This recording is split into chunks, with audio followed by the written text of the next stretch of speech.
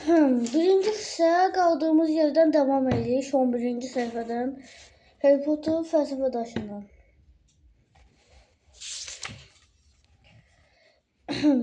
Davam edirik. Ən axırıncı xalada qalmışdıq. İddia edə bilməsi olmayan qohumunun adı məhz Harry'dir.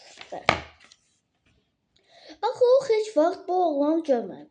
Tamamilə mümkündür ki, onun adı Harry və ya Harold olsun. Bir sözlə Mr. Dursley qərara gəldi ki, Mrs. Dursley-ni narahat etməyə dəyməz. Xüsusən də nəzər alanda ki, bacısından söz düşəndə o həmişə məyus olur. Mr. Dursley arvadını qınamırdı. Əgər onun bəli bacısı olsaydı, bu belə Mantinyadakı adamın və onlara danışdıqları qəribə idi. Qoğal dalınca gəlib,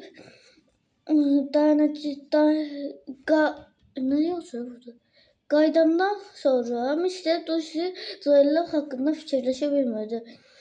Axşam saat 5-də firmanın binası tərk edəndə o qədər heyecanlı idi ki, qapının çıxa qarşıdan gələn adamı görməyib bununla toqquşdu.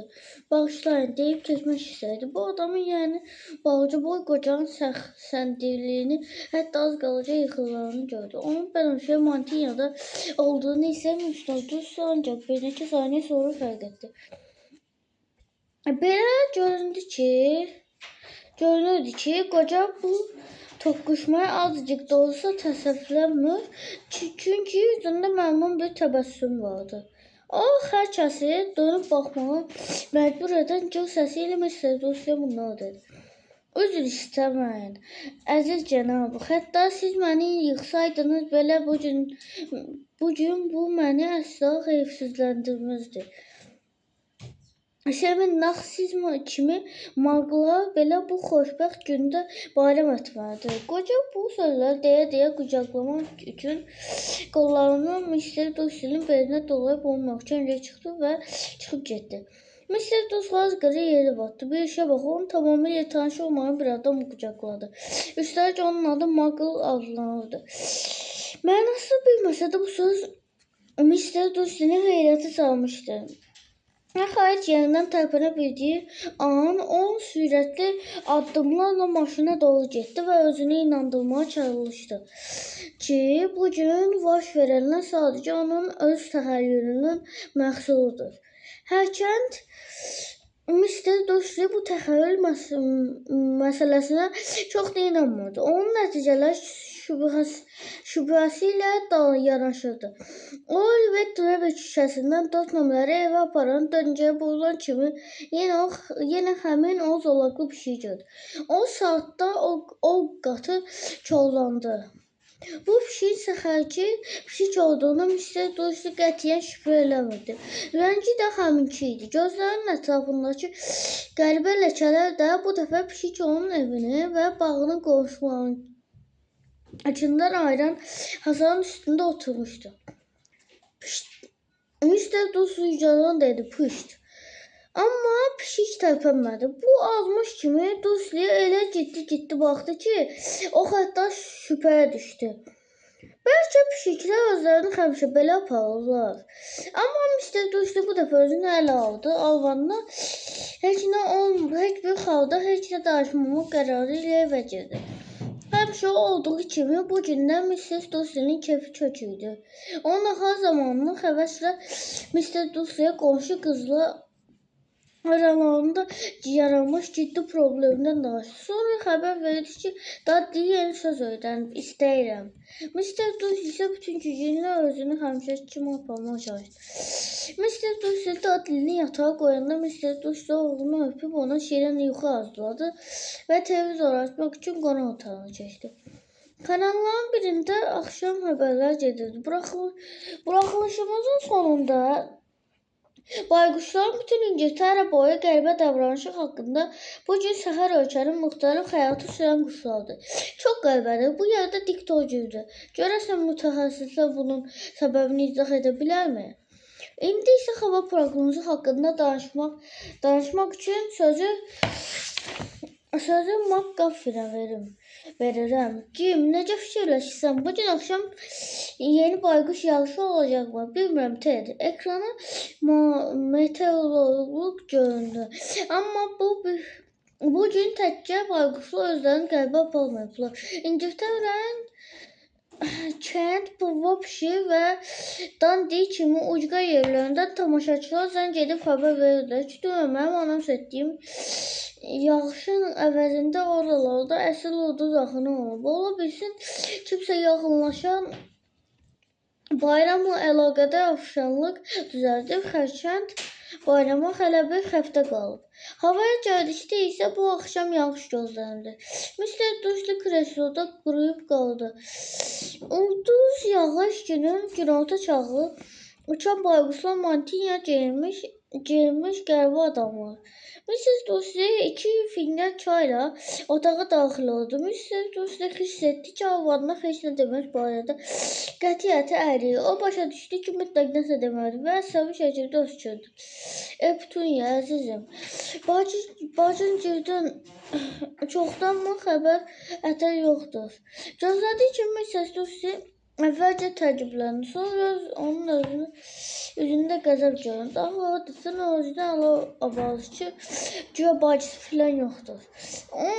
Ona görə də ərinin sualına belə reaksiya tamamilə anlaşıldı. Çoxdan, Mrs. Dursley dedi. Nəyə görə soruşursan? Xəbərlərdə çoxlu müəmmalı şeylər danışırlar. Mr. Dursley mızıldandı. Boylarındakı çəkilərindəki böyük və fərqə baxmayaraq qorxaq halda arvadından çəkilirdi. Çünki evin ağası məhz arvadı idi. Bayquşlar ulduz yağışı şəhərdə qəribə geyimli adamlar dolaşır. Nə olsun? Mrs. Dursley kəskin şəkildə onun sözünü kəsdi. Mən fikirləşdim, ola bilsin bu bəlkə də bağlıdır. Özün başa düşürsün. Onun kimlərdə Mrs. Dursley hisslə dodaqlarını büzüb çayı ağzına apardı. Deyə bilərmi ki, bugün Potter familiyasını eşidib. Az sonra onların oğlu deyəsən Dudley yaşıddır, eləmi? Deyəsən Mrs. Dursley'nin səsi buz kimi soyuqdur. Onun adı necə idi? Harold, Harry. Məncə çox iyrənc addır. Adətən qara cəmaət qoyur bu adı. Əlbəttə, Mrs. Dursley ürəyinin sürətlə döyməyinə başladığını hiss etdi. Mən səninlə tamamilə razıyam. Mr. Dursley bir daha bu mövzuya qayıtmadı. Nə çay içib qurtarandan sonra, nə də ayağa qalxıb yataq otağına keçər. Əlbəttə, Mr. Dursley'nin ürəyi sürətlə döyməyə başladığını hiss etdi. Mən səninlə tamamilə razıyam. Mr. Dursley bir daha bu mövzuya qayıtmadı. Nə çayı içib qurtarandan sonra, nə də ayağa qalxıb yataq otağına keçəndə. Amma Mrs. Dursley vanna otağına girən kimi o pəncərəni açıb bağa baxdı. Pişik çayı da xaçanın üstündə oturmuşdu və sanki kimsə gözləyirmiş kimi küçəyə baxırdı. Mr. Dursley özündən soruşdu ki, bu gün rastlaşdığı şeylər onun gözünə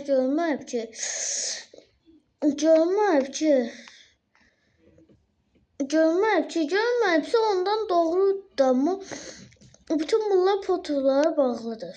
Əgər belədirsə və aydınlaşsa ki, onların bu Potter'lara aidiyyəti var. Yox, Mr. Dursley buna dözə bilmədi. Dursleylər yatağa uzandılar. Mrs. Dursley tez yuxuya getdi. Mrs. Dursley isə yata bilmədi. Gün ərzində gördüklərini və eşitdiklərini yadına saldı. Xeyli sonra nəhayət gözləri yumulanda onun ağlına çox gözəl bir fikir gəldi. Potter'ların həqiqətən də bu gün baş verənlər aidiyyəti varsa belə onların tiscəsində peyda olması ağlabatan deyildi. Ağ Potter'lar Petunia'nın onlara necə münasibət bəslədiyini gözəl bilirdilər. Bu fikirdə təsəlli tapan Mr. Dursley düşündü ki, nə nə də arvadı ətrafda baş verən qəribəlikləri onlarda qatmağa heç bir halda imkan verməzdir. Mr. Dursley dərindən yanılırdı. Amma hələlik bunu bilmirdi. Çoxdan gözlərindən və narahat yuxu Mr. Dursley'nin öz ağuşuna aldı.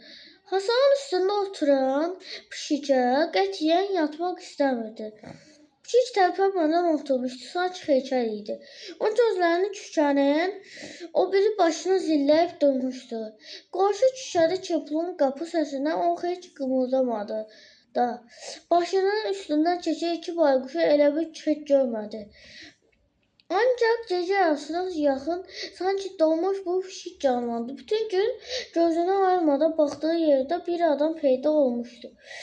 O qəfildən və səssiz görünmüşdü. Sanki yerin altından çıxmış və ya göydən düşmüşdü. Onu görən kimi pişik gözlərini qıydı və quyruğunu o tərəfə bu tərəfə yellədi.